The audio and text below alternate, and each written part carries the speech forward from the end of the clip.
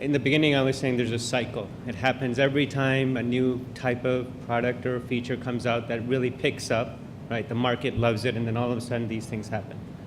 But if it happens every time, the question, probably the logical question is, why does it happen every time, and what can you do about it so that it stops happening? I mean, is there an answer to that question? And there's, I don't think there is. I mean, the part of it is that the challenge is how we as a society deal with sexuality, and that's a mess. And good luck figuring that one out. And I think we're going to keep seeing it pop up in weird ways involving technology.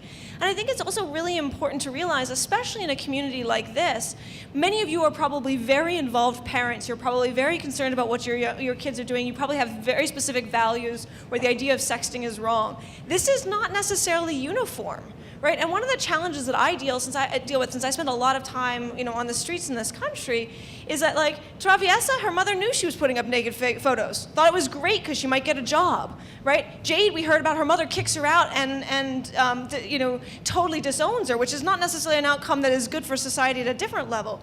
I deal with a lot of young people whose parents are part of this process, which is horrifying, or young people who talk about getting their phones from their mothers and finding naked pictures of their mothers on their phone, right? So part of it is also to realize that the parenting dynamics are not always so uniform and so always easy. And I think that part of the conversation about a solution, there's no one-size-fits-all solution. There's no easy solution.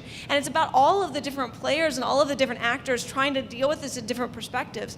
And in many places, I find that parents are not necessarily my best allies in this, then in a lot of it is youth ministers, or it is people who can actually have hardcore conversations about morality and sexuality. And unfortunately, that used to be the schools, but it's increasingly not the schools. So I think that there's a lot of really difficult things, and I don't think we're going to have a solution. I think we're going to have panic after panic, because every time we come into kids' sexuality, we panic. So one of the things, we're going to do something different right now, which we'll see how it goes. But before we do that, we were going to have a CBS Early Show anchor here who's going to talk about the media's role on this, but she's not here, so we can talk about her. If you had to send a message to the media, because the media oftentimes can say, we only respond and we report. Sometimes they set the stage, sometimes they change what's going on. But if you had to send a message to the media on how to be the constant part of a solution, would there be something you would say? And that's for all of you. Would there be something you would say to the media, hey, next time, and thinking not on this time, but just next time? I think it would be to balance the, let's just say the sensational story, whatever the next one is, with linking that with the best advice that's available on how to deal with that. If a problem similar to this occurred to you and your family, where's the best piece of advice? Because I think we get into a spin of thinking that this is, a common event that's consistent across all consumers, and don't balance that with just good practical advice. So what you're saying is take hard news and turn it into news you can use, right? That sounds like that should be somebody's call. John Stewart called them gifts from the comedian god. Gifts from the comedian god. Michelle? And I think, there are sensational negative stories, but also to highlight some of the positive stories. The Boys and Girls Clubs have gone to great lengths to educate the children at their clubs about how to use the internet safely. And, schools that have had success in dealing with what could have been a disaster that made the news and wasn't, because they addressed it properly, their kids are educated about it. Okay, so would you watch it? I think if it was done in a positive manner, I understand it probably wouldn't be like the scandal that New Yorkers have had here on Twitter where it caught on like wildfire. But I think that people are interested in the solutions as well, especially, after hearing all of that, like who is doing this well? And I think people like to see that. Okay. I think from my perspective, the biggest challenge for a journalist is that moment where they have just a short bit of time, where when they do that short bit of time, they just report on the things that are easiest for them. The best articles in this space are the ones who show these perspectives and the complicated nature of them from different angles. And I actually think that there are important ones out there. And I think one of the most important things I would ask of all journalists is to really try to get in the minds of young people and their logic when it involves young people, rather than just speaking from the perspective of a parent or an adult or a law enforcement officer. officer.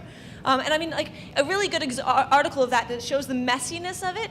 There was a beautiful Rolling Stone article on a character called Kiki Cannibal, which is a great piece of reporting. The New York Times did a phenomenal job on their feature on sexting. And I think about it's really, a journalist's responsibility is to really show the complicated issues from different sides, rather than having a, like, this is just one way to look at it, because I think that reinforces a lot of those panics.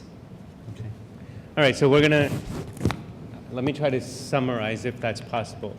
I think the reality is anything you do in the technology world that intersects with humans and humanity, which really is everything that we have, and where there's interactions between people, then you have to look at it from a holistic perspective.